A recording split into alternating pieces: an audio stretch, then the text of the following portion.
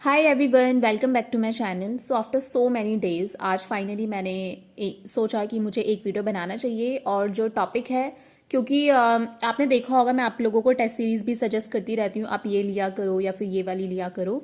तो आज का जो टॉपिक है वो ये है, which test series I use for bank exams. ठीक है। तो जैसा जो पुराने जो मेरे साथ जुड़े हुए हैं काफ़ी टाइम से, उन्हें तो ये पता होगा कि 2019 से मैं बैंक के एग्ज़ाम्स दे रही हूँ। तो लगभग लगभग आप लगा लो 4 साल हो चुके हैं। ठीक है, ऑलमोस्ट 4 years। तो मैंने कब से कौन सी टेस्ट सीरीज़ परचेज़ की है, वन बाय वन मैं आपको बताऊंगी। और ये भी बताऊंगी कि अगर आपको हाई लेवल चाहिए तो फिर आप कौन सी यूज़ करो, और लो लेवल चाहिए तो फिर कौन सा यूज़ चाहिए। वैसे मेरे अकॉर्डिंग तो आप लोगों को थोड़ा जो हाई हाई लेवल का जो टेस्ट सीरीज़ होता है वही परचेज़ करना चाहिए। बिकॉज जो इजी वाला होता है उसमें पैसा आप लोगों का एक तरीके का वेस्ट ही है। ठीक है। तो मैं आपको सबसे पहले बताती हूँ। देखो, सबसे पहले जब मैंने अपना बैंकिंग प्रिपरेशन स्टार्ट किया था ना, तो उस समय पे मतलब कोचिंग से ऑफलाइन कोचिंग ली थी मैंने। तो वहाँ पर मतलब जो सर थे उन्होंने सजेस्ट किया था अड्डा 24/7 के आप लोगों को टेस्ट सीरीज़ लेने चाहिए। तो उस टाइम पर मैंने वो लिए। तो मैंने उसके काफ़ी मतलब लगभग 1 साल तक मैं सिर्फ अड्डा का ही यूज़ करती थी, और ठीक थे, अच्छे थे उसकी जो, बल्कि मुझे उसके टेस्ट सीरीज से बेटर पता है जो उसके ऐप में जो क्विज होती है ना, मुझे वो लगती है। फिर मुझे ये लगा कि मतलब अब अड्डा में मोस्टली क्या होता था, उसके जो टेस्ट सीरीज होती थी ना, तो उसमें ना फॉर एग्जाम्पल जैसे मॉक नंबर 1 में कुछ उन्होंने क्वांट के क्वेश्चन दे दिए। तो काइंड ऑफ मॉक नंबर 7 में आपको वही क्वेश्चन रिपीट मिल जाता था कभी कभार, और डीआई भी ऐसे ही होता था। ठीक है, उस टाइम पे ऐसा हुआ था। अभी क्या सीन है मुझे नहीं पता, तो अभी का मैं नहीं बता सकती अभी क्या चेंजेस हुए हैं या फिर नहीं हुए हैं। तो फिर जब मैंने देखा वही चीज़ रिपीट हो रही है, तो फिर मैंने वहाँ पर मतलब फिर वो टेस्ट सीरीज नहीं परचेज की। उसके बाद जो सबसे ज़्यादा मुझे सजेस्ट किया गया वो था ऑलिव बोर्ड और प्रैक्टिस मॉक। उस समय पे मतलब यही दो मार्केट में मतलब सबसे ज़्यादा हुआ करते थे स्टूडेंट्स की डिमांड, क्योंकि जो क्वालिटी क्वेश्चंस होते थे अप टू द मार्क होते थे बिल्कुल। ऑलिव बोर्ड के तो सबसे ज़्यादा हुआ करते थे, और पीएम थोड़ा सा इजी लगता था उस समय पे। तो मैंने फिर प्रैक्टिस मॉक लिया। तो फिर प्रैक्टिस मॉक की मतलब रीजनिंग मुझे अच्छी लगी, डुएबल लगी, क्वांट भी मुझे अच्छी लगी। फिर मुझे सजेस्ट किया किसी ने, ऑलिव बोर्ड भी एक रख लो, मतलब ले लो ऑलिव बोर्ड भी। फिर मैंने ऑलिव बोर्ड भी लिया। ऑलिव बोर्ड के तो मतलब कुछ क्वेश्चंस ऐसे होते थे ना, ओ माय गॉड, मैं आपको बता नहीं सकती। पीएम में ना मतलब ना हर टेस्ट सीरीज का कुछ ना कुछ एडवांटेज और डिसएडवांटेज आप कह लो। जैसे जो प्रैक्टिस मॉक होते हैं ना, इसकी इंग्लिश बहुत ही बढ़िया होती है, मतलब इतनी हाई लेवल की होती है ना प्रैक्टिस मॉक की इंग्लिश, मैं आपको बता नहीं सकती। तो इंग्लिश की वजह से फिर मैंने प्रैक्टिस मॉक रखा। ठीक है। और ऑलिव बोर्ड की इंग्लिश मुझे ईजी लगती थी, ऑलिव बोर्ड की मुझे क्वांट टफ लगती थी, और रीजनिंग भी मतलब मुझसे हो जाती थी पीओ की ऑलिव बोर्ड की, बट प्रैक्टिस मॉक की मुझे रीजनिंग और जो इंग्लिश होती थी बहुत ही अच्छी लगती थी। तो इस वजह से मैंने ये दोनों टेस्ट सीरीज रखे हुए थे। फिर अब जैसे जैसे क्या होता है मार्केट में और नए टेस्ट सीरीज आते हैं, जैसे गाइडली आया। फिर स्टार्टिंग में मुझे लगा पता नहीं गाइडली कैसा है क्या है। तो फिर जब मैंने उसके एक दो मॉक दिए तो मतलब मुझे ऐसा लगा प्रैक्टिस मॉक और फिर ऑलिव बोर्ड को टक्कर देने वाला कोई आ चुका है। तो अभी के टाइम पे जो सारी टेस्ट सीरीज है ना बहुत ही अच्छे हैं। तो मतलब आप ये लगा लो, आप कोई सी भी ले लो, इसमें कुछ आपको मतलब ऐसा सोचने वाली बात नहीं है।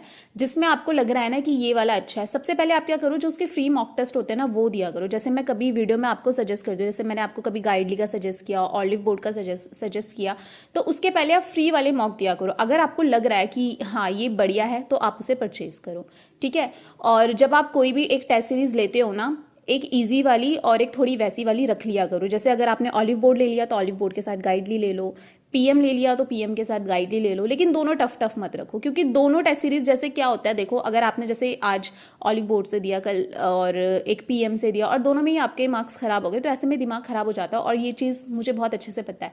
तो आप क्या करो, जैसे ऑलिव बोर्ड अगर कोई ले रहा है तो उसके साथ एक गाइडली रख लो, पीएम कोई ले रहा है तो उसके साथ एक गाइडली रख लो। तो ऐसे में ना मतलब बैलेंस करते हुए चलो। अगर टफ वाले में आपका अच्छा नहीं आया तो ईजी वाले में तो थोड़ा अच्छा आएगा। थोड़ा जो आपका माइंड है मतलब उस पर ना काइंड ऑफ प्रेशर नहीं रहेगा कि आज के मॉक टेस्ट सीरीज में मैं अच्छे मार्क्स नहीं लेकर आया या फिर आई।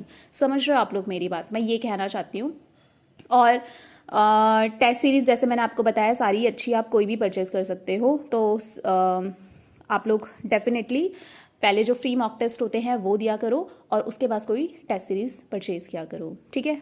तो मैंने आपको बता दिया मैंने कौन कौन सी यूज़ की थी, और सारे ही अच्छे थे। बस अड्डा 24/7 का मैंने आपको बताया था, उस समय पे वो रिपीट कर रहे थे तो मैंने फिर नहीं लिया उसके बाद वो कभी। बस अभी मैं रिपीट करती रहती हूँ। जैसे पीएम है, ऑलिव है, गाइडली है मेरे पास, और स्मार्ट कीड़ा भी था बीच में। तो फिर मैं देखती रहती हूँ जो मुझे अच्छा लगता है।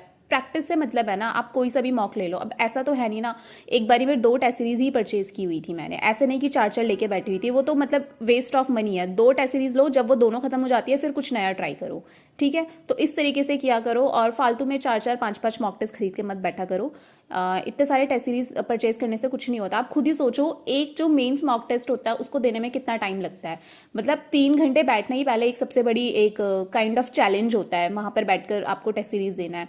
फिर उसके बाद आप उसका एनालिसिस करोगे, और एक टेस्ट सीरीज से तो चलो आपने किया, फिर क्या दूसरी से भी करोगे, तीसरी से भी करोगे? नहीं, बहुत ज़्यादा हो जाएगा। तो इसीलिए मैं कहती हूँ 2 टेस्ट सीरीज परचेज करना बस, जो आपको सबसे अच्छी लगे, ठीक है। और अच्छी कौन सी है वो मैं आपको बता ही चुकी हूँ। तो अब बहुत जल्द आरआरबी, पीओ और क्लर्क का जो नोटिफिकेशन है वो रिलीज़ कर देगा आईबीपीएस, और अभी से अपनी जो प्रिपरेशन है वो आप सभी लोग स्टार्ट कर दे। तो IBPS, RRB, PO and clerk के लिए जो प्री और मेंस का एक क्रैकर पैकेज है, ये गाइडलाइन लेकर आया है, जो कि है 499 रुपीज़ का।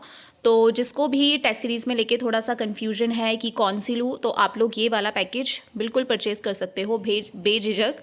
और इसमें आप लोगों को दिख रहा होगा, इसमें करंट अफेयर्स भी इंक्लूड है, वीडियो सोल्यूशन भी है, हिंदी इंग्लिश दोनों बाइलिंगुअल। क्योंकि मैंने ऐसे बहुत से स्टूडेंट्स देखे हैं जो हिंदी मीडियम के होते हैं, तो उन्हें थोड़ी सी प्रॉब्लम हो जाती है, क्योंकि एग्जाम में तो वहाँ पर आ जाता है ना हिंदी इंग्लिश दोनों का ऑप्शन, बट कभी कभार किसी टेस्ट सीरीज़ में नहीं होता, बट यहाँ पर भी है अवेलेबल। और येस, टेस्ट सीरीज़ इसमें काफ़ी सारी है, 100 टेस्ट ऑफ मॉक टेस्ट है जो कि, और डेली के इसमें टारगेट्स भी हैं, 14,500 प्लस क्वेश्चंस है। तो अच्छी खासी प्रैक्टिस आप लोगों की हो सकती है। तो आप लोग इसे परचेज़ करें जो जो आरआरबी, पीओ और क्लर्क को टारगेट कर रहा है। तो आज के वीडियो में इतना ही, अब मिलेंगे नेक्स्ट टाइम नेक्स्ट वीडियो में। Till then take care and bye bye.